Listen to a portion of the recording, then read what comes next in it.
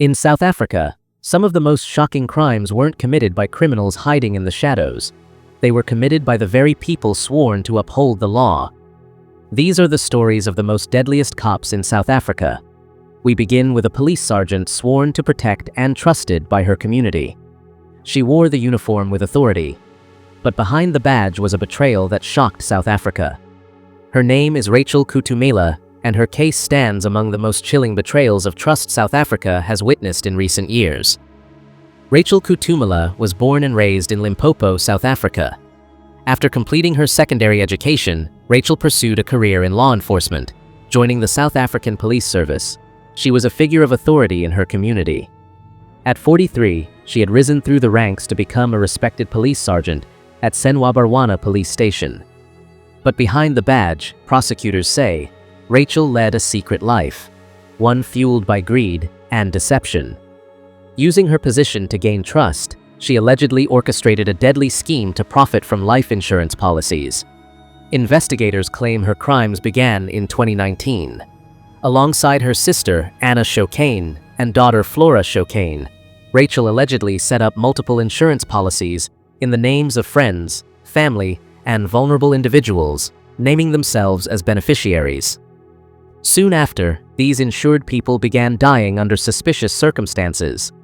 The victims, prosecutors say, included her former lover and father of her first daughter, Sydney Noko, her siblings Joyce Melissa and Naval Kutumela, and 3 former boyfriends. Their deaths allowed Rachel and her relatives to claim at least 10 million rand in insurance payouts. Each claim was carefully staged. Rachel would present the paperwork with grieving faces and convincing stories, ensuring that the insurance companies paid out. Sometimes hundreds of thousands, sometimes millions. Suspicion eventually grew. Insurance companies noticed patterns, multiple claims linked to the same families, and a police officer always involved. The Hawks and SAPS Internal Crime Unit began investigating, uncovering forged documents, fake death certificates, and staged scenes pointing directly to Sergeant Kutumela. Her arrest was dramatic. While on duty, she was handcuffed in front of her colleagues. Soon after, Anna and Flora were also taken into custody. Together, they faced charges of murder, fraud, and money laundering. In court, Rachel remained composed, standing beside her family as prosecutors described her as a mastermind in uniform. Her defense claimed she was being unfairly targeted, but the evidence against her was strong. Bail was denied, and the 3 were sent back to await trial.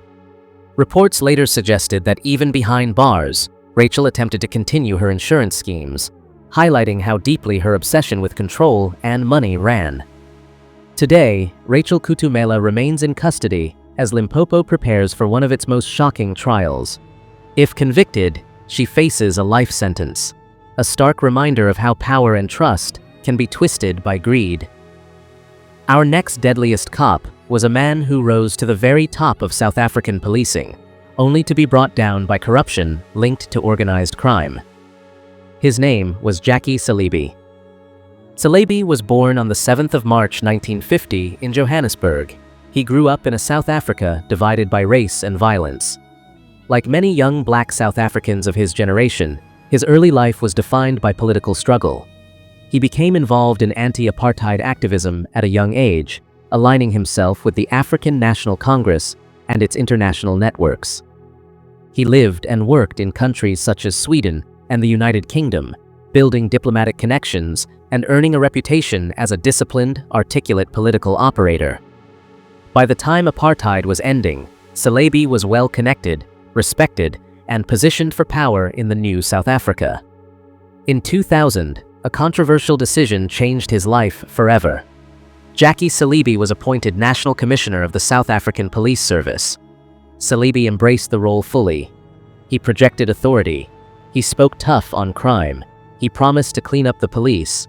And in later 2004, his influence went global. Selebi was elected president of Interpol, becoming the first African to ever hold the position.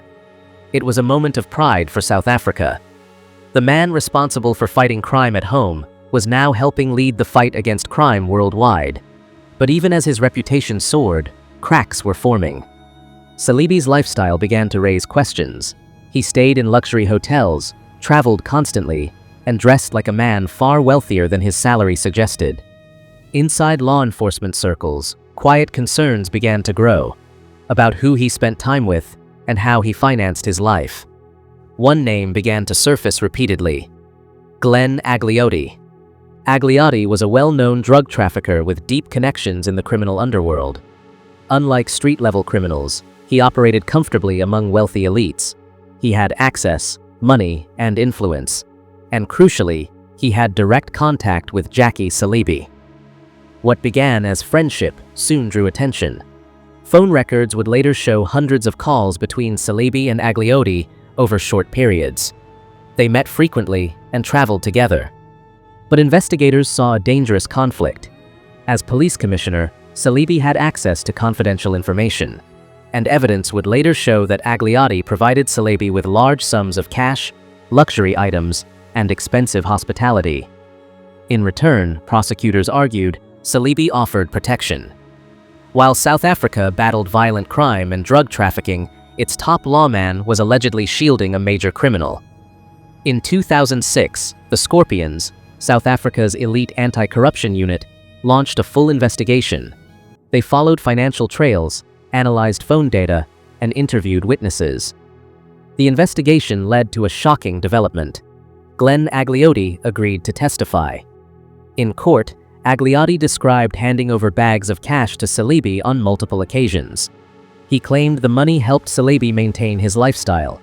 He said protection was expected in return. Salibi denied everything. He claimed the money was merely loans between friends. He accused investigators of targeting him for political reasons. Even as pressure mounted, he remained defiant. In 2007, Salibi was suspended as National Police Commissioner. But the trial was still to come. In 2010, the verdict was delivered. Jackie Salibi was found guilty of corruption and sentenced to 15 years in prison. The fall was complete. He was sent to CMAX, a high-security prison in Pretoria. But Salibi's health quickly deteriorated behind bars. He had diabetes and kidney problems. His condition worsened rapidly in prison. His lawyers argued he was too sick to remain incarcerated and applied for medical parole. In July 2012, after serving only 2 years of his 15-year sentence, Salibi was released on medical parole. He spent his final years in shame, his legacy destroyed. On January 23, 2015, Jackie Salibi died at the age of 64. The freedom fighter who had become a top cop had died after a long illness. His story remains one of the most powerful cautionary tales in South African history, a reminder that liberation credentials and high office do not guarantee integrity. Jackie Salibi rose from the struggle to the summit of global law enforcement. And then, he fell. Our next deadliest cop was a law enforcer who turned her badge into a weapon, accused of murdering family members for insurance money. Her name was Rosemary Ndlovu. Rosemary Ndlovu was born and raised in Limpopo, South Africa, where she grew up in a close-knit family environment. She wore the uniform of the law, a police sergeant stationed in Tembisa, known and trusted in her community. To many, Rosemary Ndlovu represented safety and authority. But away from public view, she was quietly building one of the most disturbing murder-for-profit schemes South Africa would ever uncover. The trail began in 2012 with the death of her cousin, Madala Homu. At the time, it was dismissed as another tragic loss in a crime-ridden area. Few knew that shortly before his death, Rosemary had taken out an insurance policy in his name. When the payout came through, it landed in her hands. A year later, tragedy struck closer to home. Her sister Audrey died under suspicious circumstances. Once again, Rosemary was the beneficiary of an insurance policy. No alarms were raised. After all, who would suspect a grieving sister who also happened to be a police officer? By 2015, the pattern had grown bolder. Her romantic partner, Maurice Mabasa, was murdered in a violent incident. As his family struggled to process the loss, Rosemary moved quickly, submitting claims and receiving large sums of money. Over the next few years, more relatives died. Her niece Zanele, her nephew Mayeni, and later, Brilliant, another family member. Each case carried unanswered questions. Each one was linked back to an insurance policy Rosemary had arranged. By the time authorities would finally connect the dots, she had collected over 1.4 million rand. But her most shocking plan came in 2018. Prosecutors later revealed that Rosemary intended to eliminate her sister and 5 family members in a single act, ensuring multiple payouts at once. What she didn't know was that the person she approached to help carry out the plan had reported her to the police. Her arrest sent shockwaves across the country.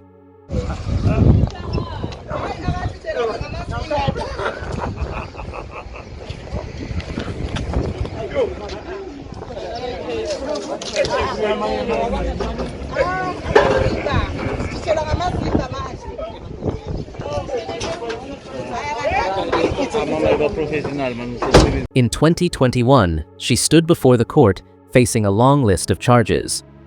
The judge described a clear and chilling pattern. Policies taken out shortly before deaths, Rosemary named as beneficiary, and relatives dying in unnatural ways.